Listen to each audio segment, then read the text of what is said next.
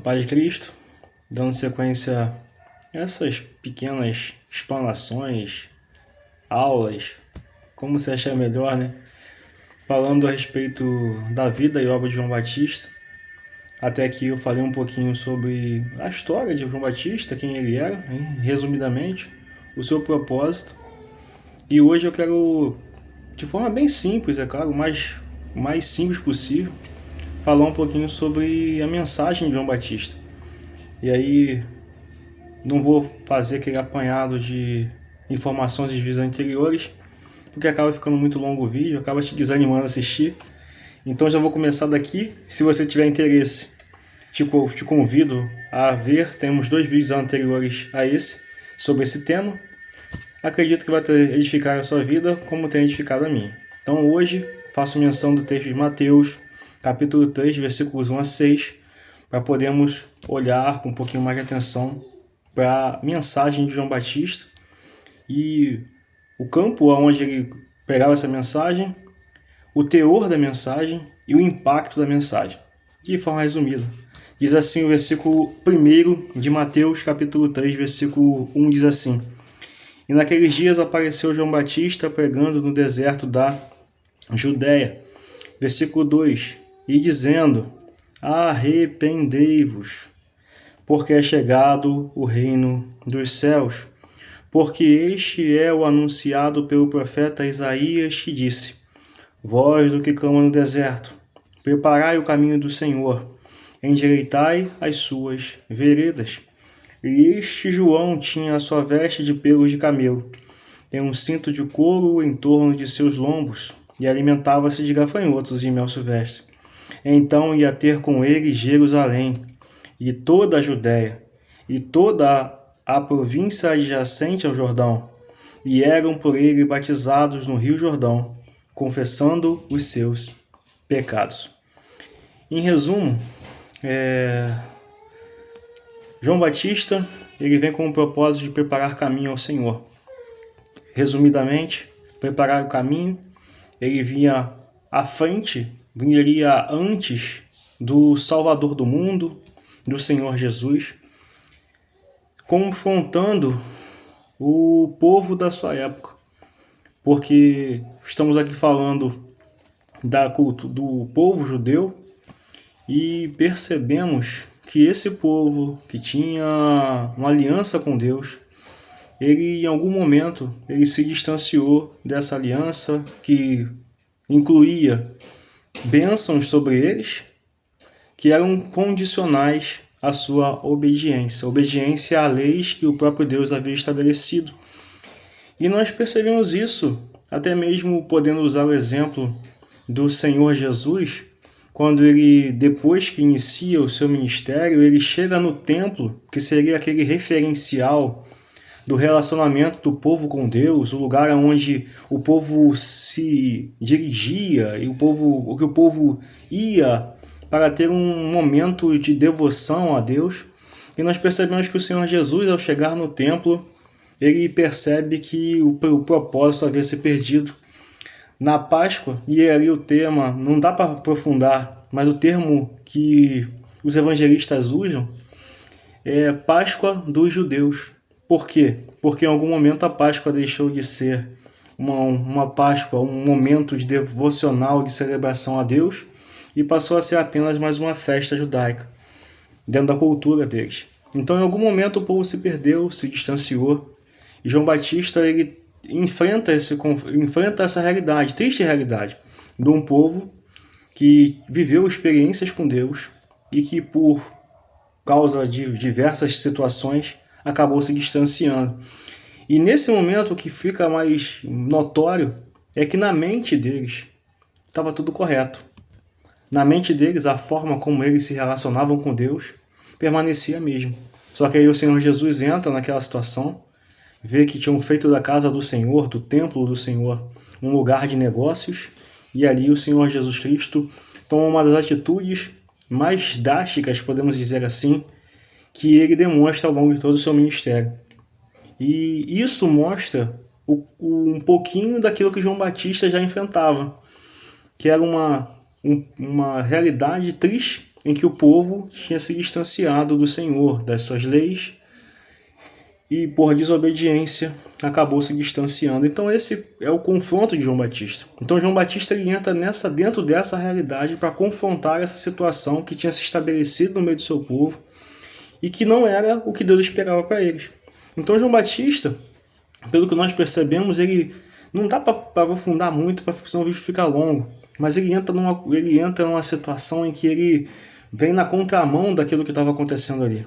Ele é levantado por Deus para andar na contramão da religiosidade. E ele vem com uma mensagem que vai confrontar o povo. Porque no templo, eles continuavam oferecendo sacrifícios, continuavam adorando, quem sabe cantando os salmos nas reuniões solenes, mas isso tudo de forma vazia. Em outro texto, o próprio Senhor Jesus vai dizer que esse povo honra-me com seus lábios, mas o seu coração está distante de mim. Isso é o que Deus já começa a confrontar por João Batista e vai continuar a acompanhar o Senhor Jesus após o início do seu ministério por toda a sua trajetória. Então João Batista ele vem com a mensagem de confronto.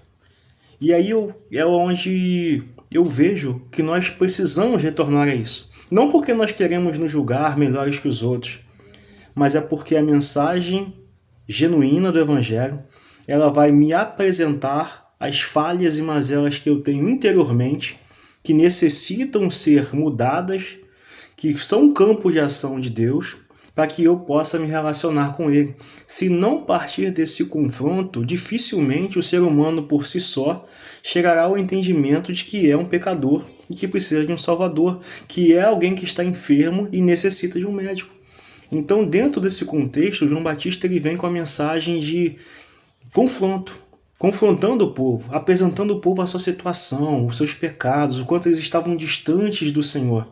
E aí ele vem com a mensagem de arrependimento. Arrependei-vos.